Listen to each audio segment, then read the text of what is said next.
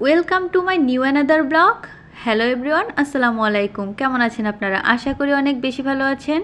চলে আসলাম নতুন আরও একটা রান্নার ব্লগ ভিডিও নিয়ে। আমি আজকে রান্না করব গুলশা মাছ, তাও আবার শুধুমাত্র টমেটো দিয়ে ভুনা করব। এই দেখেন, গুলশা মাছগুলো আমি সুন্দর করে ধুয়ে পরিষ্কার করে নিয়েছি। আমাদের এলাকায় এইগুলোকে গুলশা মাছ বলে, আপনাদের এলাকায় কী বলে অবশ্যই কমেন্টে জানাবেন। ফার্স্টে আমি সুন্দর করে হলুদ আর নুন মাখিয়ে নিচ্ছি মাছগুলোর মধ্যে, আর হালকা পরিমাণ মরিচের গুঁড়াও দিয়ে দিচ্ছি যাতে পানসে পানসে না লাগে। সুন্দর করে মেখে নিয়ে তারপর আমি চুলায় দিয়ে দিয়েছি কড়াই। এখন কড়াইয়ের মধ্যে তেল দিয়ে একটু গরম করে নিচ্ছি, তারপরে আমি মাছগুলো দিয়ে দিচ্ছি। তারপরে আমি কিছুক্ষণ মাছগুলো উল্টে পাল্টে সুন্দরভাবে ভেজে নেব। অল্প মাছ দেখে কেউ আবার মাইন্ড করেন না, আমরা মানুষও অল্প, তাই জন্য অল্প করেই রান্না করছি। আমি ফার্স্টে যে মশলাগুলো দেখিয়ে নিয়েছিলাম, যে পেঁয়াজ আর কাঁচামরিচ আমি বেটে নিয়েছি যাতে মশলাটা সুন্দর ঘন হয়, তাই আমি এখন তেলের মধ্যে দিয়ে সুন্দরভাবে ভেজে নিচ্ছি আর অল্প পরিমাণে পানি অ্যাড করে দিচ্ছি। তাও আবার সেই মাছ মাখানো মশলার পানিটা দিয়ে দিলাম।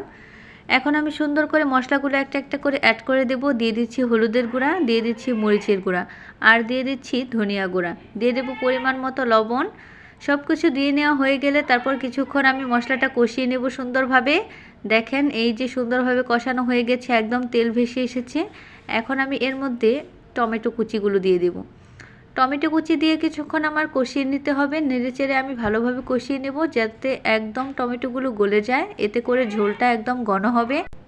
এই তো টমেটোটা একদম সিদ্ধ হয়ে গলে গেছে। এখন আমি এর মধ্যে পানি অ্যাড করে দেব, মানে ঝোল দেওয়ার যে পানিটা ওইটা, কারণ মাছ তো আমি আগেই ভেজে রেখেছি, ওইটা আর বেশি রান্না করার দরকার নেই। এখন আমি পানি দিয়ে দিচ্ছি পরিমাণ মতো, আর তারপরেই ঢাকনা দিয়ে ঢেকে দেব। একটু বলক এসে গেলেই মাছগুলো আমি উপর দিয়ে দিয়ে দেব। আর কিছুক্ষণ রান্না করে নিলেই হয়ে যাবে আমার তরকারি রেডি। দেখেন, সুন্দর করে আমি ঝোলটা দিয়ে দিয়েছি আর ঢাকনা দিয়ে ঢেকে দিলাম। এই দেখেন, বলক এসে গেছে। এখন আমি মাছগুলো একটা একটা করে দিয়ে দেব। এইভাবে মাছ ভুনা করলে সত্যি অনেক মজা হয়, প্লিজ একবার ট্রাই করে দেখবেন। আর শেষ পর্যন্ত ভিডিওটা দেখলে বুঝতে পারবেন ঝোলটা কতটা ঘন হয়েছে। আর এখন আমি ঢাকনাটা দিয়ে ঢেকে দিচ্ছি। তার কিছুক্ষণ পরেই এই দেখেন আমার তরকারি রেডি, আর আমি নেড়ে চেড়ে দেখিয়ে দিচ্ছি ঝোলটা কতটা ঘন হয়েছে। দেখেন কতটা লোভনীয় হয়েছে তরকারিটা, আর সত্যি অনেক টেস্ট হয়েছিল।